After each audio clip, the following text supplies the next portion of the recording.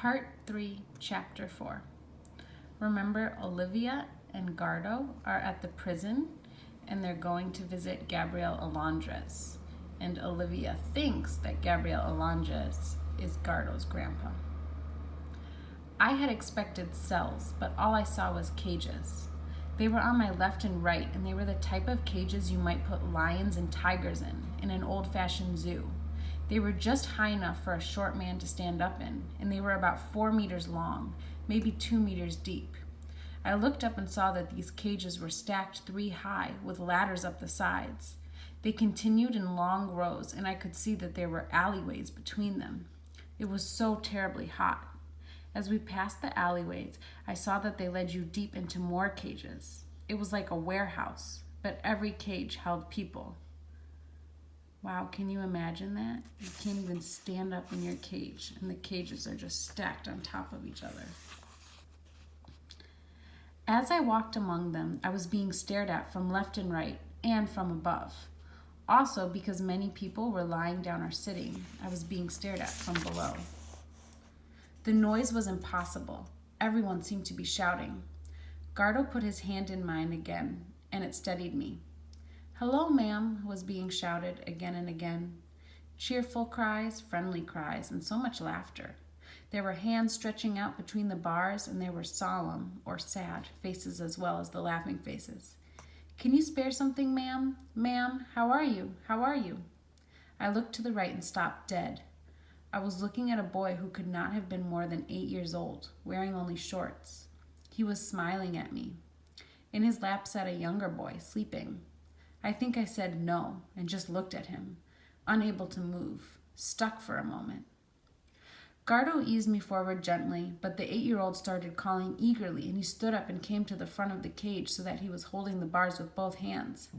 "Hello, ma'am," he said. "Hello, ma'am. 20 pesos, ma'am." I turned round in a full circle.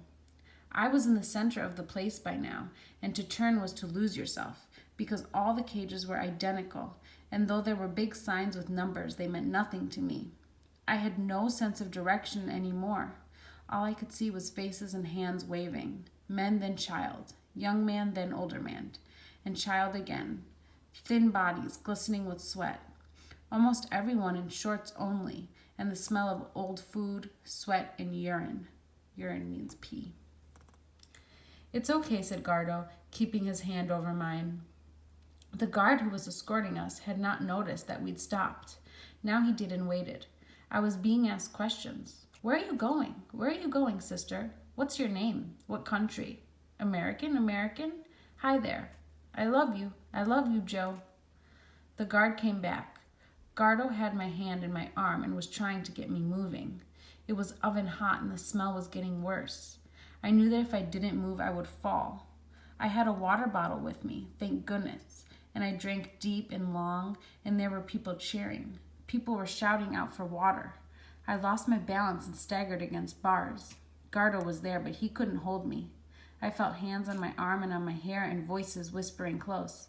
"Help me, ma'am. Nobody here, ma'am. Nobody coming, ma'am." There was a young boy with dyed hair lying on the arms of an older man. There was a child in a pair of torn pants curled up in a piece of newspaper. They were living in a furnace.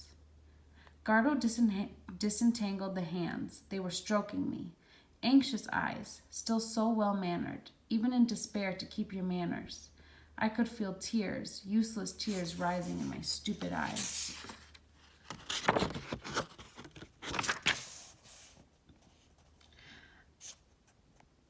I managed to walk on. It was like going uphill. I managed to take one step, then another, as if I was on stepping stones. I continued up the corridor. I looked ahead at the guard's blue-shirted back and followed him, and when we came to a metal door, we went through it. When it shut behind me, I leaned against the wall and closed my eyes and cried. There was not a staircase, and when I had recovered, I went up it. There was a staircase, and when I had recovered, I went up it. The noise and the smell gradually faded from me. The guard said, "He's in the hospital now." He said something to a second guard, and another door was unlocked for us. We moved out of the bright light, and I was aware of a breeze from a wall fan. My eyes took time to adjust because the light was dim.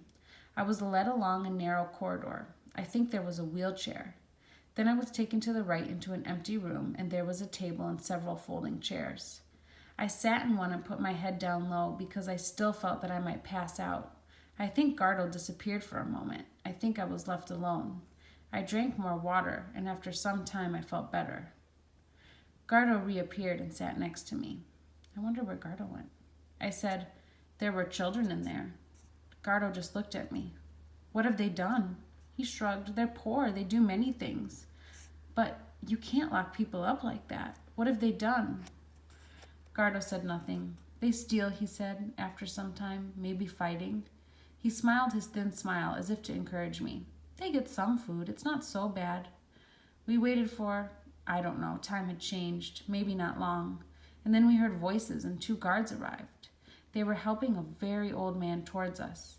They had to be slow and patient with him because he could not walk very well. He was wearing dark, loose-fitting trousers and a white shirt buttoned at the neck. The guard supported him, but I saw that he had a stick as well, and he made his way painfully along the passage. He was staring at me, and I was struck by his burning white eyes, short-sighted but hungry, peering as if he had been waiting for me. I wonder if he's expecting the letter.